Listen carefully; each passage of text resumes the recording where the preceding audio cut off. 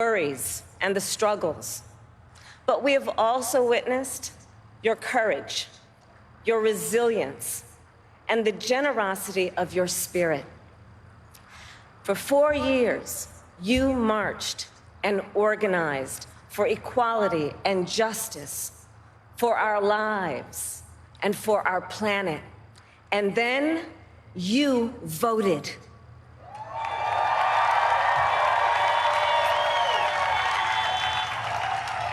And you delivered a clear message. You chose hope and unity, decency, science, and yes, truth.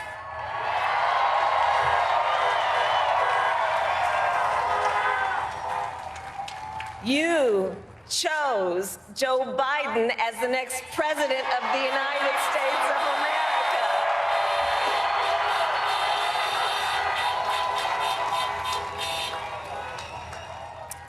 And Joe is a healer, a uniter, a tested and steady hand, a person whose own experience of loss gives him a sense of purpose that will help us as a nation reclaim our own sense of purpose.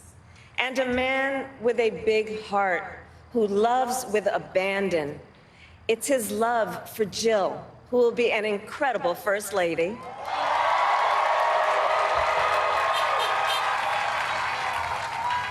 It's his love for Hunter and Ashley and his grandchildren and the entire Biden family.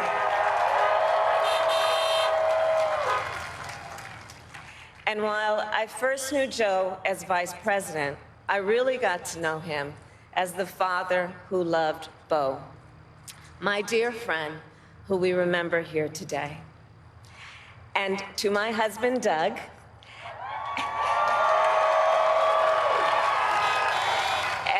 children, Cole and Ella, and my sister Maya, and our whole family. I love you all more than I can ever express.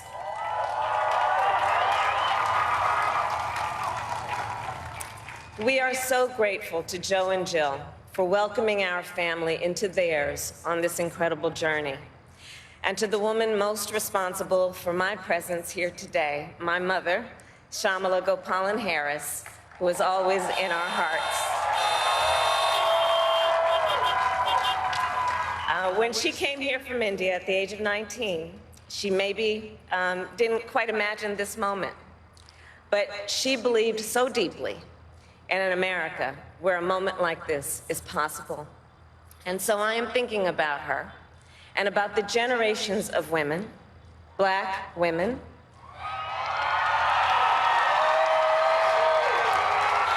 Asian, white, Latina, Native American women who throughout our nation's history have paved the way for this moment tonight. Women who fought and sacrificed so much for equality and liberty and justice for all, including the Black women who are often, too often, overlooked, but so often prove they are the backbone of our democracy.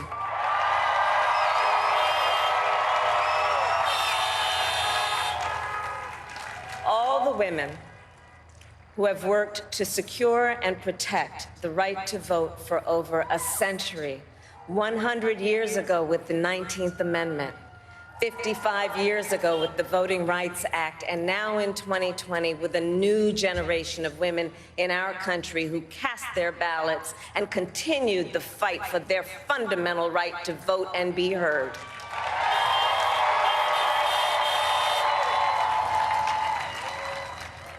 Tonight I reflect on their struggle, their determination, and the strength of their vision to see what can be unburdened by what has been. And I stand on their shoulders. And what a testament it is to Joe's character that he had the audacity to break one of the most substantial barriers that exists in our country and select a woman as his vice president.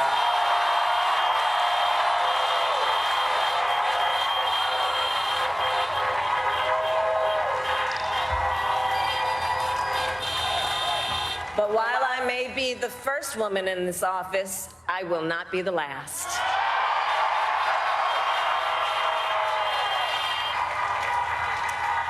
Because every little girl watching tonight sees that this is a country of possibilities. And to the children of our country, regardless of your gender, our country has sent you a clear message. Dream with ambition, lead with conviction, and see yourselves in a way that others may not, simply because they've never seen it before. But know that we will applaud you every step of the way.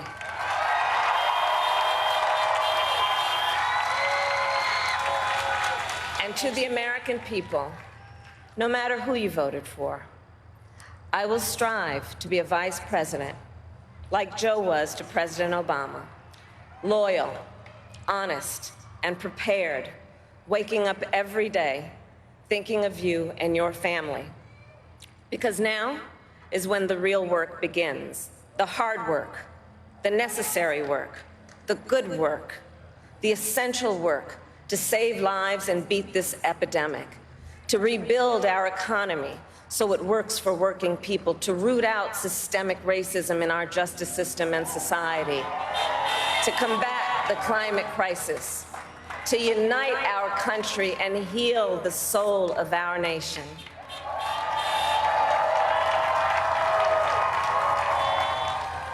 And the road ahead will not be easy, but America is ready.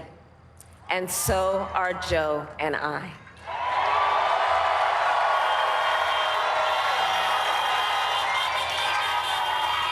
We have elected a president who represents the best in us, a leader the world will respect and our children will look up to, a commander-in-chief who will respect our troops and keep our country safe, and a president for all Americans.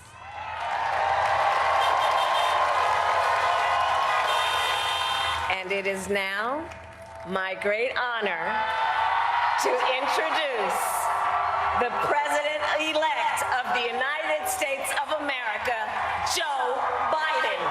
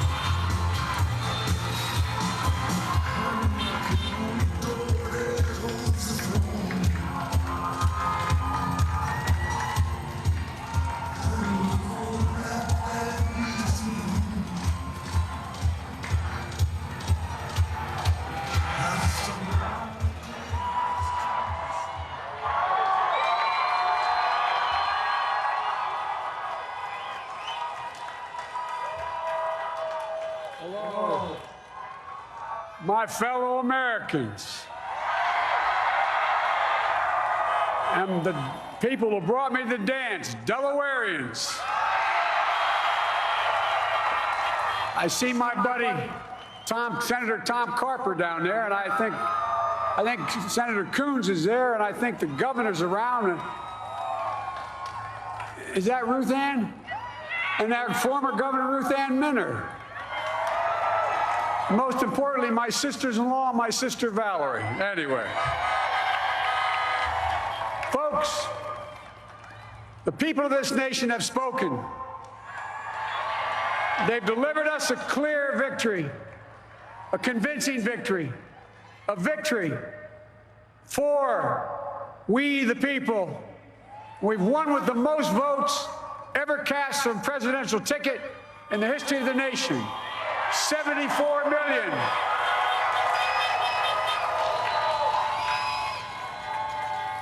What I must admit has surprised me tonight we're seeing all over this nation, all cities and all parts of the country, indeed across the world, an outpouring of joy, of hope, renewed faith in tomorrow, bring a better day. And I'm humbled by the trust and confidence you've placed in me. I pledge to be a president who seeks not to divide, but unify, who doesn't see red states and blue states, only sees the United States, and work with all my heart, with the confidence of the whole people, to win the confidence of all of you. And for that is what America, I believe, is about. It's about people. And that's what our administration will be all about. I sought this office to restore the soul of America, to rebuild the backbone of this nation, the middle class, and to make America respected around the world again, and to unite us here at home. It's the honor of my lifetime that so many millions of Americans have voted for that vision. And now, the work of making that vision is real. It's a task, the task of our time. Folks, as I said many times before, I'm Jill's husband. And I would not be here without her love and tireless support of Jill and my son, Hunter, and Ashley, my daughter, and all our grandchildren, and their spouses, and all our family. They're my heart. Jill's a mom, a military mom, an educator. And she has dedicated her life to education. But teaching isn't just what she does, it's who she is. For American educators, this is a great day for y'all. You're going to have one of your own in the White House. And Jill's going to make a great First Lady. I'm so proud of her.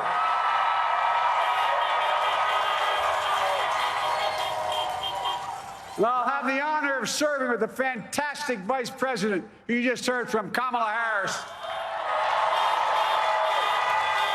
who makes history as the first woman, first black woman, the first woman from South Asian descent, the first daughter of an immigrant ever elected in this country.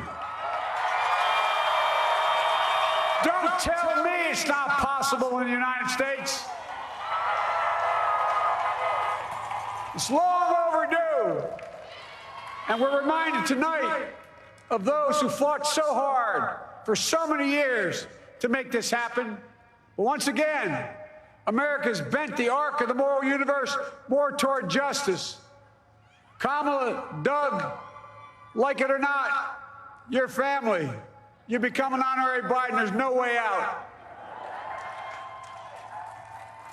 All those of you who volunteered and worked the polls in the middle of this pandemic, local elected officials, you deserve a special thanks from the entire nation. And to my campaign team and all the volunteers and all who gave so much of themselves to make this moment possible, I owe you. I owe you. I owe you everything. And all those who supported us, I'm proud of the campaign we built and ran. I'm proud of the coalition we put together, the broadest and most diverse coalition in history. Democrats, Republicans, independents, progressives, moderates, conservatives, young, old, urban, suburban, rural, gay, straight, transgender, white, Latino, Asian, Native American. I mean it, especially those moments, and especially those moments when this campaign was at its lowest ebb. The African-American community stood up again for me. You've always had my back, and I'll have yours. I said at the outset, I wanted to represent this campaign to represent and look like America. We've done that. Now that's what I want the administration to look like and act like. For all those of you who voted for President Trump, I understand the disappointment tonight. I've lost a couple times myself. But now, let's give each other a chance. It's time to put away the harsh rhetoric, lower the temperature, see each other again, listen to each other again. And to make progress, we have to stop treating our opponents as our enemies. They are not our enemies. They are Americans. They're Americans. The Bible tells us, to everything there is a season, a time to build, a time to reap and a time to sow, and a time to heal. This is the time to heal in America.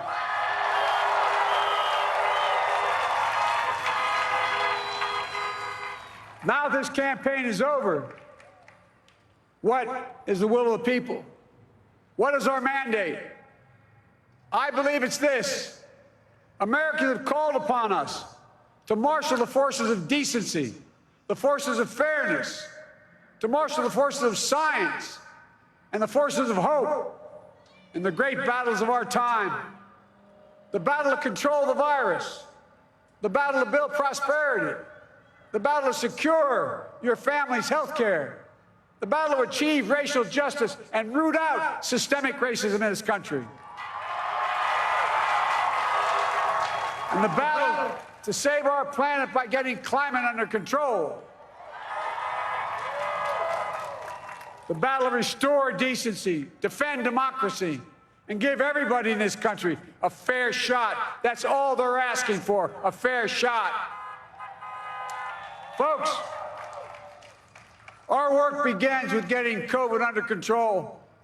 We cannot repair the economy, restore our vitality, or relish life's most precious moments, hugging our grandchildren, our children, our birthdays, weddings, graduations, all the moments that matter most to us until we get it under control.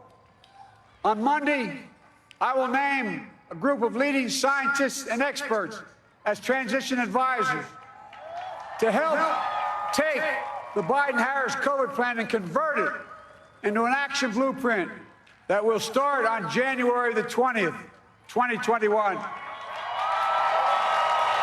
That plan will be built on bedrock science. It will be constructed out of compassion, empathy, and concern. I will spare no effort, none, or any commitment to turn around this pandemic. Folks, I'm a proud Democrat, but I will govern as an American president. I'll work as hard for those who didn't vote for me as those who did.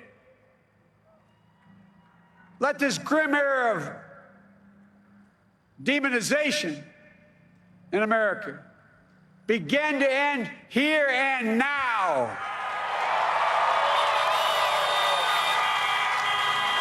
The refusal of Democrats and Republicans to cooperate with one another, it's not some mysterious force beyond our control. It's a decision, a choice we make. And if we can decide not to cooperate, then we can decide to cooperate. And I believe that this is part of the mandate given to us from the American people. They want us to cooperate in their interest. And that's the choice I'll make. And I'll call on Congress, Democrats and Republicans alike, to make that choice with me. The American story is about slow yet steadily widening the opportunities in America. And make no mistake, too many dreams have been deferred for too long. We must make the promise of the country real for everybody, no matter their race, their ethnicity, their faith, their identity, or their disability. Folks, America has always been shaped by inflection points, by moments in time where we've made hard decisions about who we are and what we want to be. Lincoln in 1860, coming to save the Union. FDR in 1932, promising a beleaguered country a new deal. JFK in 1960, pledging a new frontier.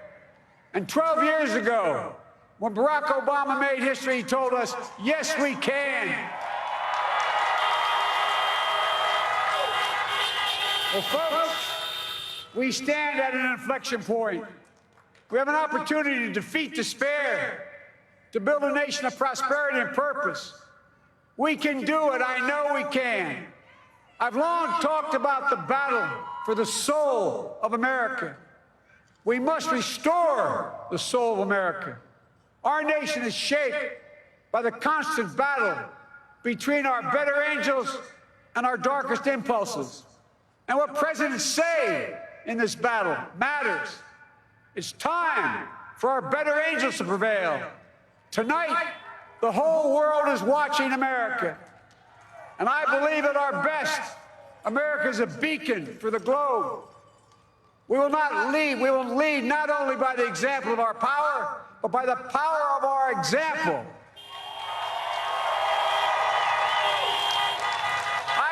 I've always believed, many of you heard me say it, I've always believed we can define America in one word: possibilities. That, in America, everyone should be given an opportunity to go as far as their dreams and God-given ability will take them. You see, I believe in the possibilities of this country. We're always looking ahead to an America that's freer and more just, ahead to an America that creates jobs with dignity and respect, ahead of America that cures diseases like cancer and Alzheimer's, ahead to an America that never leaves anyone behind, ahead of America that never gives up, never gives in. This is a great nation. It's always been a bad bet to bet against America. We're a good people. This is the United States of America, and there's never been anything we've been not able to do when we've done it together. Folks, in the last days of the campaign, I began thinking about a hymn that means a lot to me and my family, particularly my deceased son, Bo. It captures the faith that sustains me, and which I believe sustains America. And I hope it can provide some comfort and solace to 230,000 Americans who've lost a loved one to this terrible virus this year. My heart goes out to each and every one of you. Hopefully this hymn gives you solace as well. It goes like this: and he will raise you up on eagle's wings, bear you on the breath of dawn, and make you to shine like the sun, and hold you in the palm of his hand. And now together, on eagle's wings, we embark on the work that God and history have called upon us to do, with full hearts and steady hands, with faith in America and in each other, with love of country, a thirst for justice. Let us be the nation that we know we can be, a nation united, a nation strengthened, a nation healed, the United States of America. Ladies and gentlemen, there's never been anything we've tried we've not been able to do. So remember, as our grandpapa used to say when I walked out of his home when I was a kid up in Scranton, he said, "Joey, keep the faith." And our grandmother, when she was alive, she yelled, "No, Joey, spread it. Spread the faith. God love you all. May God bless America, and may God protect our troops." Thank you, thank you, thank you.